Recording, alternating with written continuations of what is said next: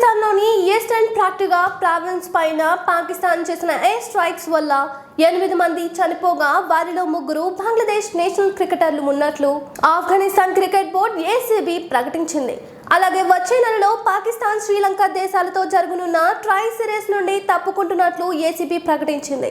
దీనిపై ఆఫ్ఘనిస్తాన్ మాజీ క్రికెటర్ కరీం సాదిక్ మాట్లాడుతూ అమాయకులైన ఆఫ్ఘన్ క్రికెటర్లను చంపిన పాకిస్తాన్తో ఇకపై భారత్ క్రికెటర్స్ లాని మేము కూడా షేక్ హ్యాండ్ ఇవ్వమని చెప్పారు.